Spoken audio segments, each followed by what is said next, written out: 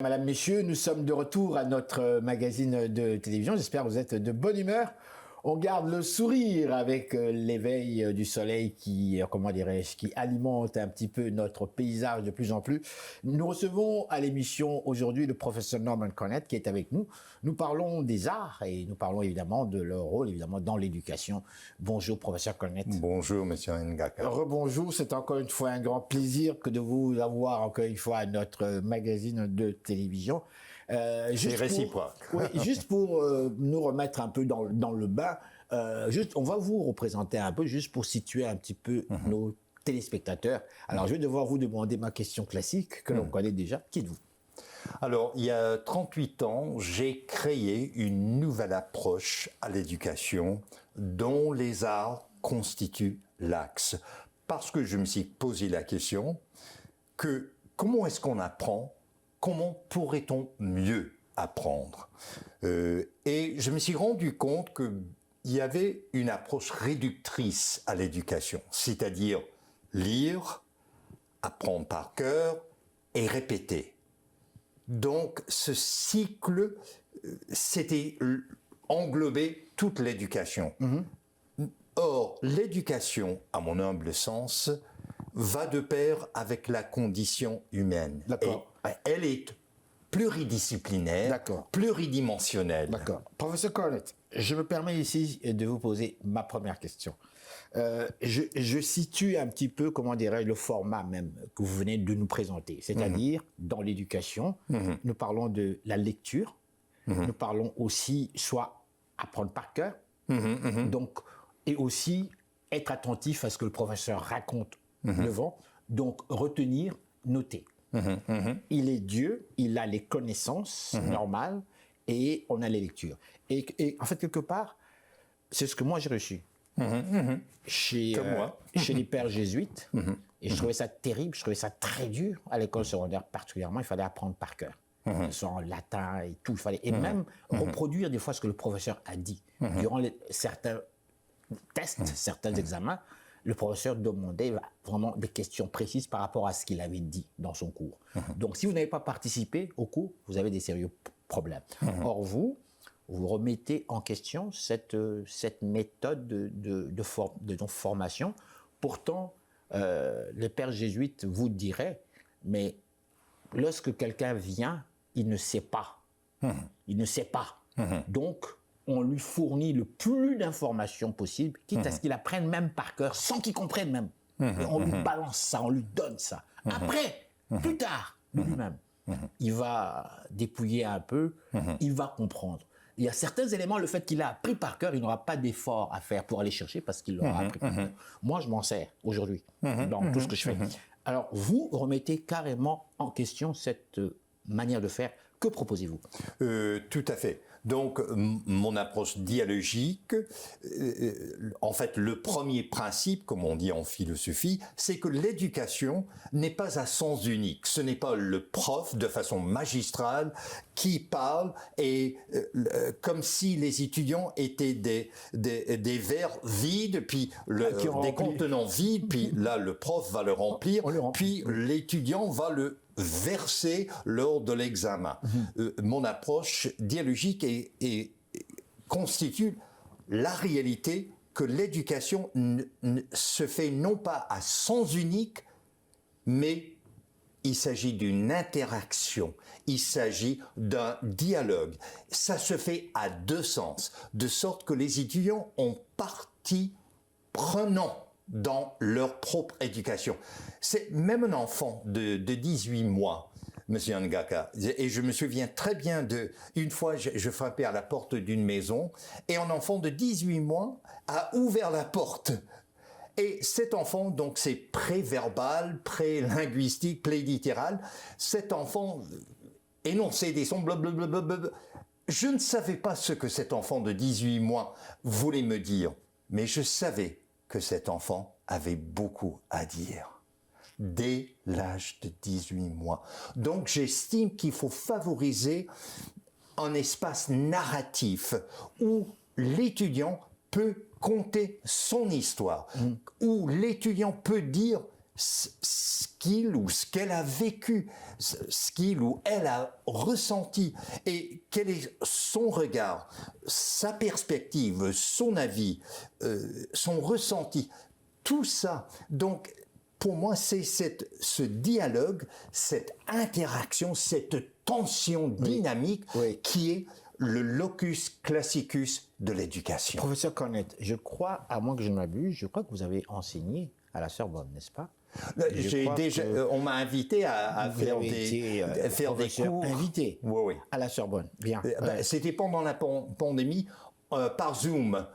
D'accord. On parle ici quand même d'une université française, n'est-ce pas? D'une université européenne. Du moins de ce dont je me rappelle, à moins qu'il y ait un changement quelconque, dans la formation des universitaires dans des pays tels que la France, tels que la Belgique, tels que l'Angleterre même, les étudiants, quand ils arrivent dans une salle de cours, on considère qu'ils sont responsables. On ne les oblige pas de venir dans les cours, mais ils savent qu'ils sont responsables parce qu'ils sont à l'université. Ça veut dire quoi? Ça veut dire que le professeur parle devant. D'abord, le professeur, c'est un dieu. Ce n'est pas n'importe qui, c'est monsieur le professeur, c'est un dieu. Vous ne lui parlez pas, vous ne lui adressez pas la parole. C'est lui qui parle, c'est lui qui transmet la matière. Et vous prenez des notes. Libre à vous de venir ou non. Mais sachez qu'à la fin de l'année, durant les examens, le professeur va poser des questions précises par rapport à ce qu'il a raconté, lu et analysé. Son analyse à lui, sa vision, sa manière de voir les choses comme telles. Votre passage dans cette université, premièrement, l'avez-vous constaté? Ou est-ce que pour vous, en tant que professeur invité, naturellement, il y a eu échange avec les étudiants, ou bien vous avez fait la même chose que les autres professeurs, vous venez, vous balancez votre contenu et on vous applaudit et on ne pose pas de questions, peut-être pas de questions. Alors là, vous venez, Monsieur Ngaka, de mettre votre doigt sur mon approche dialogique, les questions.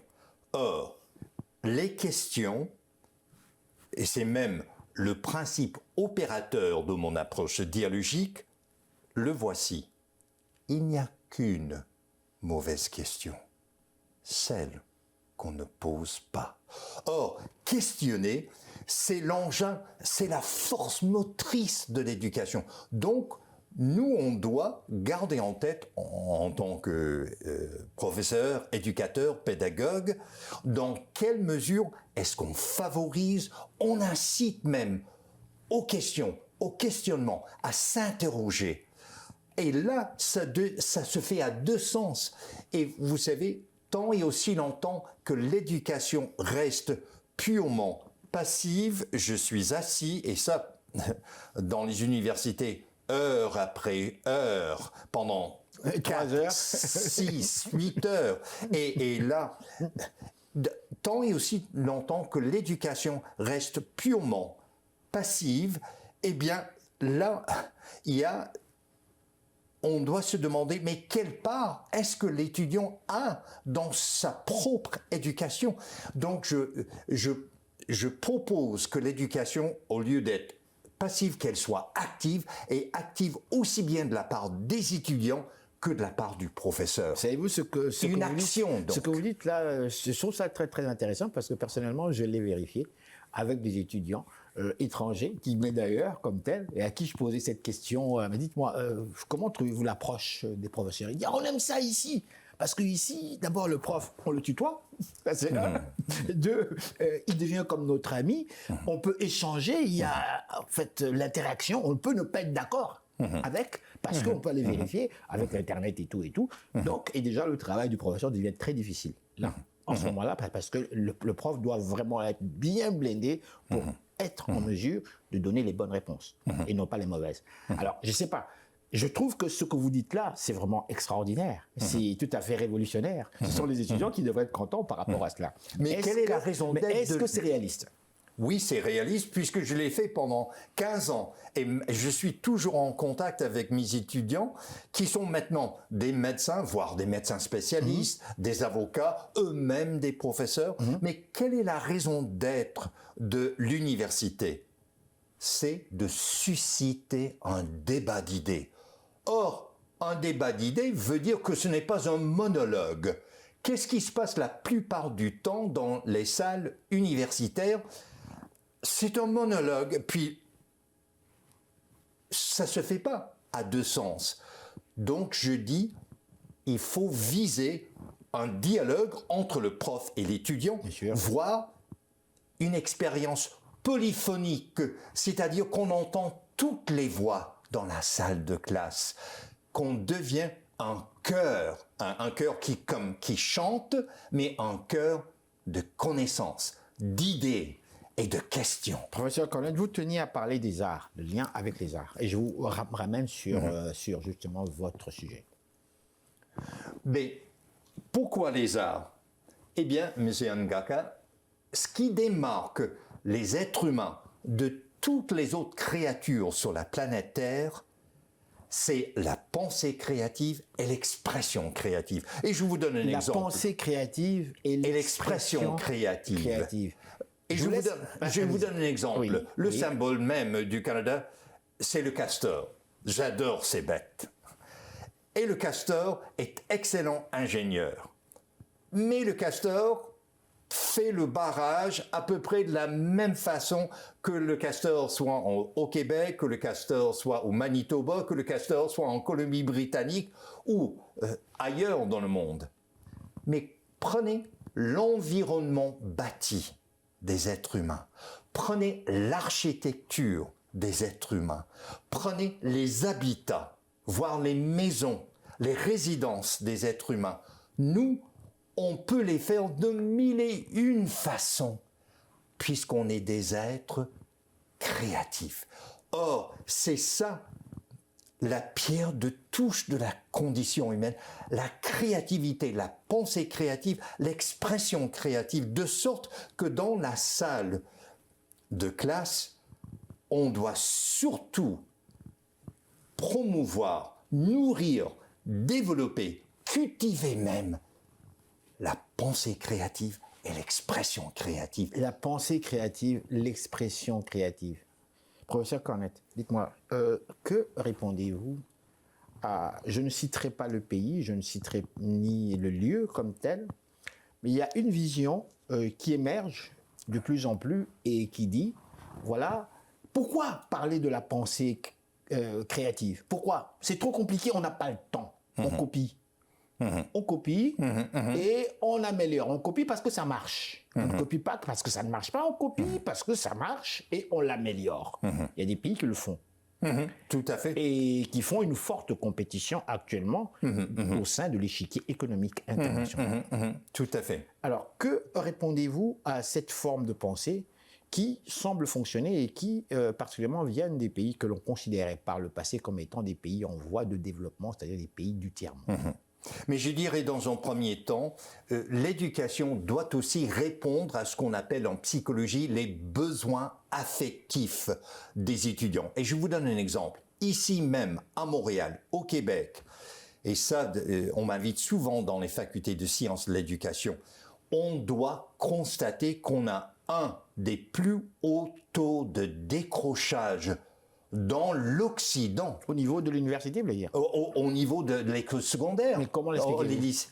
Justement, et moi j'ai fait la preuve, ce n'est pas parce que ces étudiants ne sont pas intelligents. Ah non, pas du tout. C'est que cette approche de monologue les ennuie à mort. Or, comment trouver une façon, vous savez très bien que les jeux vidéo attirent beaucoup de jeunes, y compris les enfants. C'est parce que les jeux vidéo ont saisi que l'enfant veut réagir, mais créons l'occasion pour que l'étudiant puisse réagir. Stimuler. Et stimuler. Et quand il y a des options, quand on leur offre tout un éventail, et je n'ai pas eu l'illusion qu'on va tous penser la même chose ou tous exprimer la même chose. Mais que disait le philosophe français Merleau-Ponty? Chaque perception est une interprétation. Or, quand je présente une matière, un sujet, y compris de l'actualité, je sais que si j'ai 200 étudiants dans le cours et que je leur donne carte blanche de s'exprimer, leur avis, leur point de vue, leur perspective, sur un seul et même sujet, mais Monsieur Ngaka, je vais avoir 200 perceptions différentes et 200 interprétations. Or, c'est dans cette richesse, dans ce trésor de perceptions différentes, d'interprétations différentes, qu'est-ce qu'on dit, le dicton? De la discussion.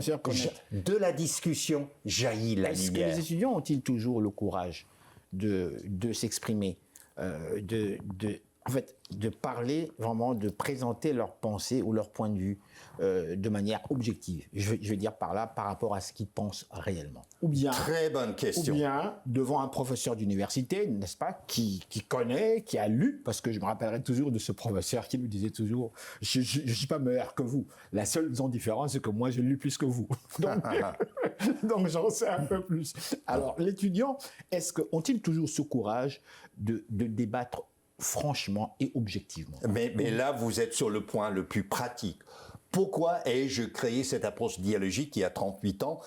Parce que je me suis rendu compte que les étudiants ont une peur bleue. Ben forcément. De dire une réponse, de poser d'abord une question stupide et de donner une réponse stupide. Or, il fallait que je crée un espace non menaçant. Et comment est-ce que j'ai fait? Je leur ai présenté, et je vous donne un exemple, le Premier ministre du Canada, le très honorable Paul Martin. J'ai fait un atelier dialogique avec le Premier ministre Paul Martin. À l'insu des étudiants, je leur ai remis ses écrits à lui, mais j'ai biffé son nom. J'ai biffé le titre du livre, j'ai biffé les chapitres, j'ai biffé les pages, je leur ai remis et je leur ai dit, je vous invite à vous exprimer sur cet écrit de façon non censurée. Complètement. Vous avez carte blanche. Que ça soit beau, que ça soit mauvais, que ça soit laid, que ça soit... Exprimez-vous, mais du fond, du très fond de vous-même, du fond du cœur. Or, ils ont écrit, et sans embâche, sans censure, à leur insu, quelques semaines plus tard, qui entre dans ma salle de classe? Le Premier ministre du Canada, et de façon anonyme, j'ai lu à haute voix leur réponse à ces écrits. Et d'ailleurs, c'était sur l'Afrique et la forêt tropicale, parce qu'on l'avait nommé co-président du comité sur la forêt tropicale et l'écologie en Afrique, avec cette dame nobélisée du Kenya. C'était les deux co-présidents du comité sur l'écologie en Afrique. Alors, mettez-vous à la place, vous avez 19 ans, 20 ans, 21 ans, tout au plus 22 ans, et vous entendez le professeur lire à haute voix devant 200 personnes et devant le Premier ministre du Canada ce que vous avez écrit. Et c'est combien valorisant. Quelle a été la réaction du Premier ministre par rapport à certains commentaires? Il est resté bouche bée. Surpris. Il ne pouvait pas croire qu'on avait une telle franchise, une telle honnêteté vis-à-vis ses écrits. Eh bien, 3 jours après, je reçois un appel d'Ottawa. C'est une dame au téléphone, elle dit professeur Normand Cornette, eh bien, le Premier ministre aimerait vous parler. Je prends le téléphone et je dis bonjour, Monsieur Martin. Il dit professeur Cornette, je tiens à vous dire, je reçois tellement d'invitations et je ne peux pas les accepter. Mais ce que j'ai vécu dans votre salle de classe était l'expérience la plus positive que j'ai jamais vécue dans une salle de classe universitaire.